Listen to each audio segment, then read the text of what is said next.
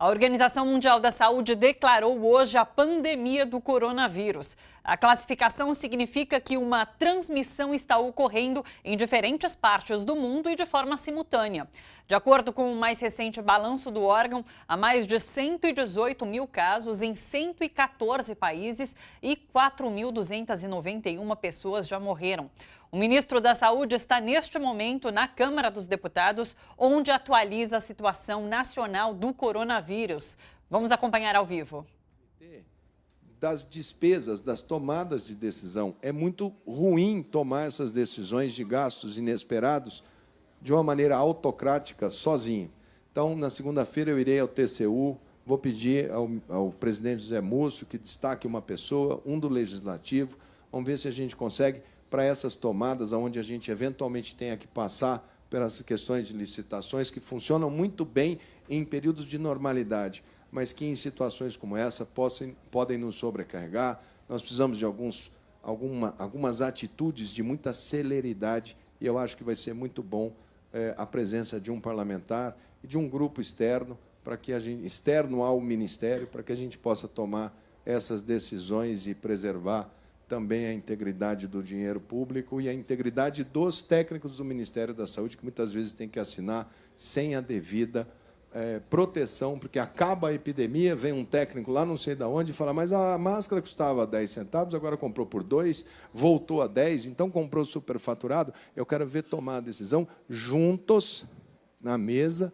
sobre a pressão de mercado que a gente está vivendo, em que a gente não pode não agir, não podemos nem sobreagir. Então, eu conto muito com essa casa e muito obrigado. Muito obrigado ao presidente Rodrigo Maia por ter sensibilizado todos os líderes a liberar essas emendas do relator, que eram de custeio, PAB e MAC. Então, por vias tortas, nós acabamos deixando 5 bilhões e 100 milhões, que seriam de gastos por lógica. Temos um recurso que me parece que... Aqui no Brasil, o governo reduziu a previsão do PIB 2020 e responsabilizou o surto global de coronavírus. Por essa nova projeção do Ministério da Economia, divulgada hoje de manhã, o Produto Interno Bruto vai cair de 2,4% para 2,1%. Ainda assim, a previsão do governo é mais otimista do que a do mercado. O Banco Central prevê crescimento máximo de 1,9% na economia brasileira neste ano. E a epidemia de Covid-19 também está sendo usada para pressionar o Congresso a votar as pautas econômicas do governo. O ministro Paulo Guedes enviou ontem à noite mensagem à Câmara e ao Senado pedindo a aprovação de vários projetos, incluindo a privatização da Eletrobras. No ofício, Guedes alega que o momento pede uma blindagem da economia.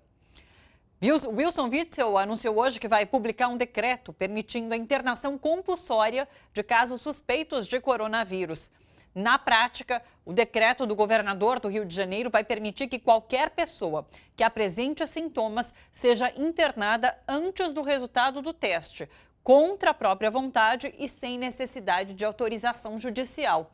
A informação foi divulgada pelo blog da jornalista Bela Megali, do jornal O Globo. Os planos de saúde vão ter que pagar por testes de coronavírus. O Ministério da Saúde deve incluir nos próximos dias o teste no rol de procedimentos obrigatórios dos seguros de saúde. Atualmente, as operadoras podem cobrar pelo exame. Sobre tudo isso, conversamos agora com Leandro Fortes. Oi, Leandro, tudo bom? Oi, Thalita, como vai? Tudo certo. Leandro, quero dar um dado aqui para a gente entender um pouco esse cenário e repercutir uma notícia. Uma análise do Centro de Pesquisa Clínica em Pediatria do Hospital Infantil Sabará aponta que, a partir do momento em que o Brasil tiver 50 casos confirmados de coronavírus, daí o país pode chegar a mais de 4 mil casos em 15 dias e cerca de 30 mil casos em 21 dias. Nesse contexto, Wilson Witzel, governador do Rio de Janeiro, fala em internação compulsória, sendo que a gente tem um sistema único de saúde que foi sucateado nos últimos anos. Então, é uma loucura propor algo dessa forma. Como tudo desse governador Witzel, tem um quê de loucura, de insanidade e, óbvio, de autoritarismo. É claro que você tem que tomar medidas drásticas em situações drásticas. a pandemia já declarada agora do coronavírus não pode ser subestimada. Mas nós temos, quer dizer, ao longo das últimas 3 décadas, montamos com muita dificuldade o Sistema Único de Saúde, que vem sendo desmontado desde o governo Temer, né, desde o golpe de 2016, para favorecer exclusivamente as seguradoras de saúde, os sistemas privados de saúde. A destruição do SUS visa beneficiar os interesses privados da saúde.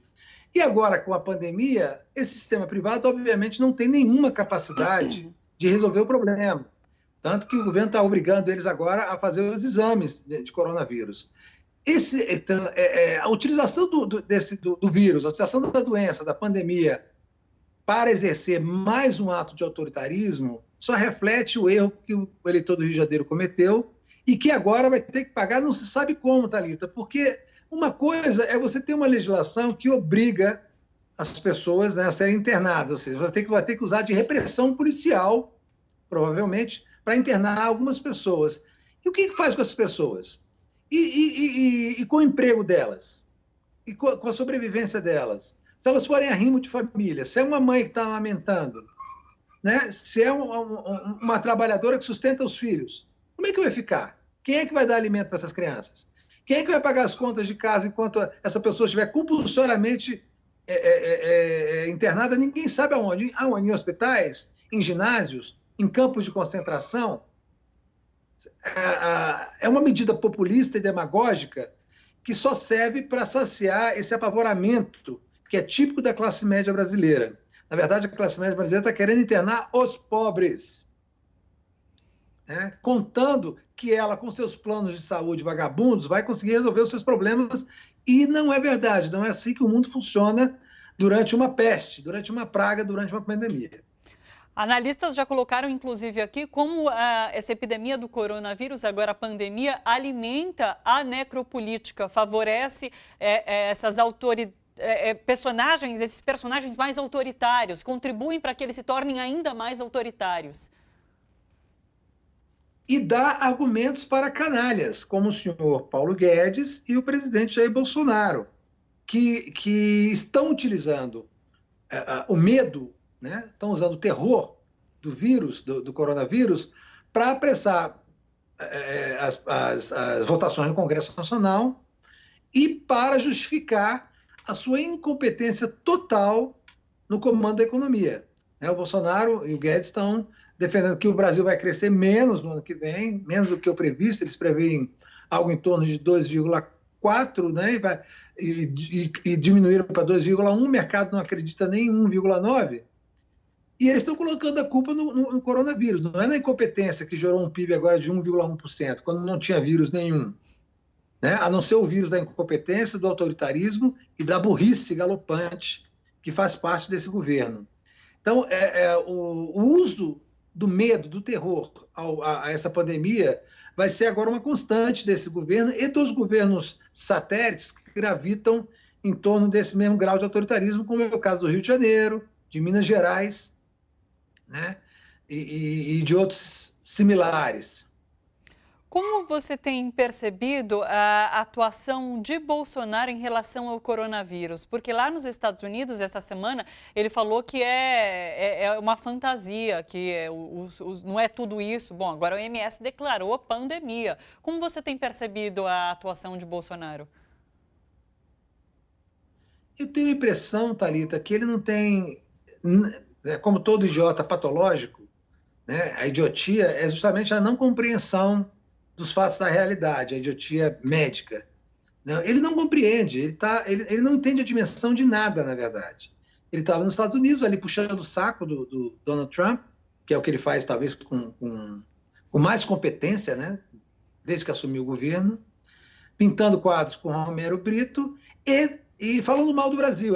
Deve ser, provavelmente, o único caso de chefe de Estado que viaja para outros países para falar mal do seu próprio país. Ele acusou o Brasil de ter uma justiça eleitoral ineficiente, corrupta, e que houve fraude na eleição de 2018. Também é um caso muito, muito, muito específico de um sujeito que foi eleito e alega que houve fraude na eleição que ele foi eleito.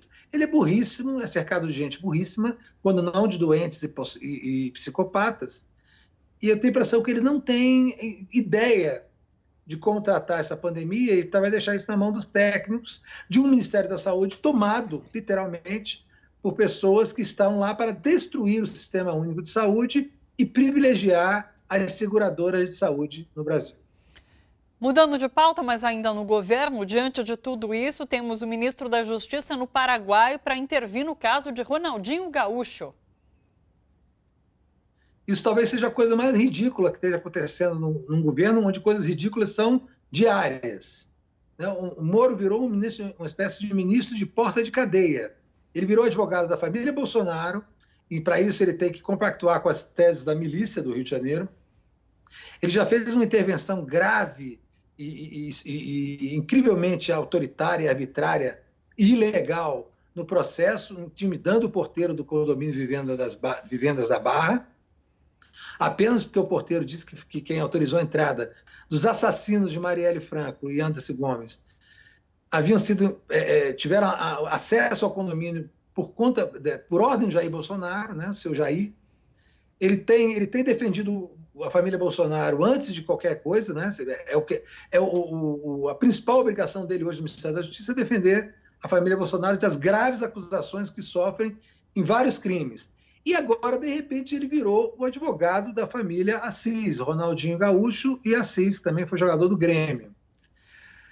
É uma coisa espantosa e que está causando um enorme constrangimento no Ministério Público do Paraguai e na Justiça paraguaia, porque eles não sabem mais como se comportar diante de um ministro da Justiça de outro país que liga diariamente para saber se vão soltar 2 pilantras internacionais acusados de evasão cambial, evasão fiscal, né, falsidade ideológica e lavagem de dinheiro. Então, por que o senhor Moro está tão interessado em libertar essa gente? Talvez a chave esteja nas ligações dele com pessoas, com doleiros, né? Um assunto que ainda precisa ser melhor apurado, mas que já há bastante indício, há uma ligação de Ronaldinho com doleiros ligados a doleiros que faziam parte da engrenagem de delações premiadas da República de Curitiba durante a Lava Jato. E gente que não foi denunciada, e gente que está em liberdade e que está fazendo aí o que está fazendo, né? Participando de picaretagens internacionais com o Ronaldinho e o irmão dele. Vamos aguardar para saber mais detalhes sobre esse caso do Ronaldinho Gaúcho mesmo. Um beijo, Leandro. Um beijo. Até.